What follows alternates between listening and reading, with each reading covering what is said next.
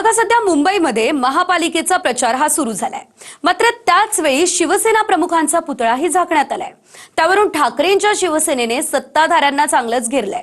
सत्ताधाऱ्यांच्या मनात भीती बसल्याची टीका राऊतांनी केली. तर पुतळ्याचं डागडुजीचं काम सुरू आहे अशी माहिती सुद्धा मिळतेय. पाहूयात या संदर्भातला हा रिपोर्ट. ऐन मुंबई महापालिकेच्या प्रचारादरम्यान शिवसेना प्रमुख बाळासाहेब ठाकरेंचा पुतळा हा झाकण्यात आला. त्यामुळे ठाकरेंच्या शिवसेनेने पुतळा झाकण्याच्या घटनेला राजकारणाशी जोडून भाजप आणि शिंदेंच्या शिवसेनेवर निशाणा साधला. मुख्यमंत्री फडणवीस आणि शिंदेंच्या मनात बाळासाहेबांची भीती बसल्याची टीका संजय राऊत यांनी केली आहे. बाळासाहेबांची भीती ही देवेंद्र फडणवीस, एकनाथ शिंदे यांच्या मनामध्ये जी बसलेली आहे, ते भले काही बोलत असतील हो, हिंदू हृदय सम्राटांचा विचार आचार, पण मुळात तुम्ही त्यांची जी भीती मनात तुमच्या आहे. मी वैयक्तिक आमच्या पक्षातर्फे मी सांगतो, बाळासाहेब ठाकरेंचा पुतळा झाकता कामा नये या मताचे आम्ही आहोत. अनेक महापुरुषांचे पुतळे ओपन आहेत. बाळासाहेबांचा पुतळा का झाकला? खरं तर निवडणूक आयोगाने अशा पद्धतीचं कारवाई करणे योग्य नाही, हे आमचं स्पष्ट मत आहे.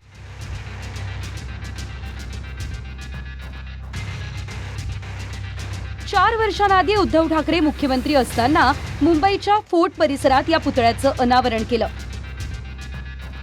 पुतळा अनावरणाच्या निमित्तानं राज ठाकरे देखील हजर राहिले होते.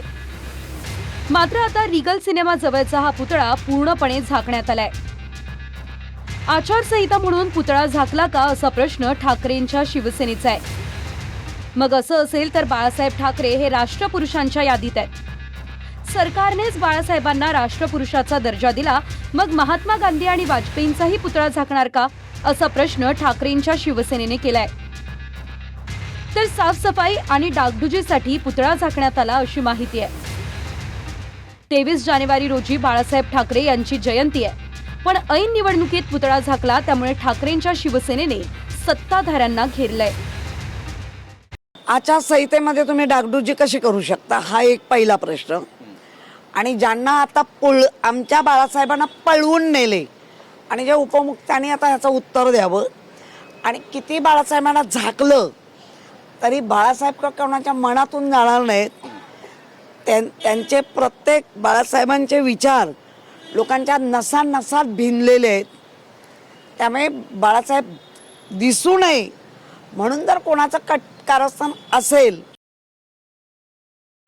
आता बाळासाहेब ठाकरे हे राष्ट्रपुरुष आहेत. ते आता काही एका राजकीय पक्षाचे नेते राहिलेले नाहीत ना. त्यांना तुम्ही राष्ट्रपुरुषाचा दर्जा दिल्यावर तुम्ही गांधींचा पुतळा झाकलाय का? मग मुंबईमध्ये अटल बिहारी वाजपेयींचे पुतळे आहेत, झाका ना. आणि फक्त बाळासाहेब ठाकरेंचाच पुतळा का कव्हर केला किंवा झाकला, याचं उत्तर कोण देणार? तुम्ही बाळासाहेब ठाकरेंच्या नावानं अजूनही मतं मागताय ना, तुमची लायकी नसताना चोरलेल्या पक्षाच्या नावावर.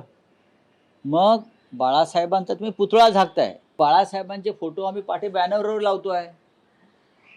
प्रत्येक जण ते चोरलेला शिवसेनावाले लावतायत, भाजपवाले लावतायत. ते कसे झाकणार तुम्ही? संजय राऊतांची तब्येत आता बरी नाही आहे, त्यामुळे त्यांना लवकर तब्येतीत आराम पडू दे अशी आम्ही प्रार्थना सुद्धा त्या ठिकाणी करतो. निवडणूक आयोग असेल की त्यांच्या माध्यमातून काही सर्क्युलर जारी होतात की काय आपण त्या ठिकाणी झाकायला हवंय, किंवा जसं तुम्ही सांगताय की BMCची डागडुजी चाललेली आहे आणि त्याच्यासाठी ते झाकण्यात आलं असेल. त्याचा आणि याचा तसा काही एक संबंध येत नाही.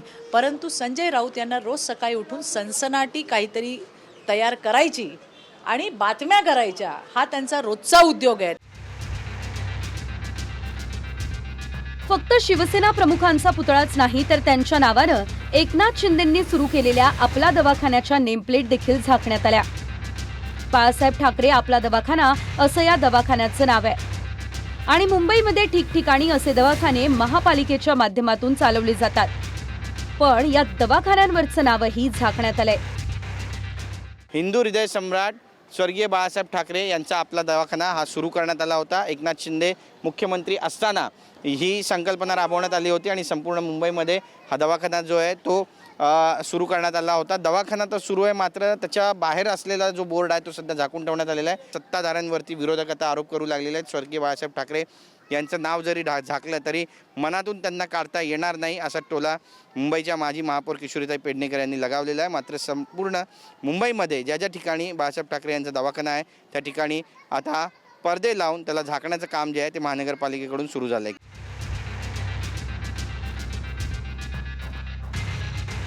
निवडणुकीत पुतळे झाकण्याची घटना याआधी उत्तर प्रदेशातही घडली होती. मायावतींच्या पक्षाचं चिन्ह हत्ती आहे, त्यामुळे निवडणुकीच्या काळात हत्तीचे पुतळे झाकण्यात आले होते. निवृत्ती बाबरसह गिरीश गायकवाड, TV9 मराठी, मुंबई.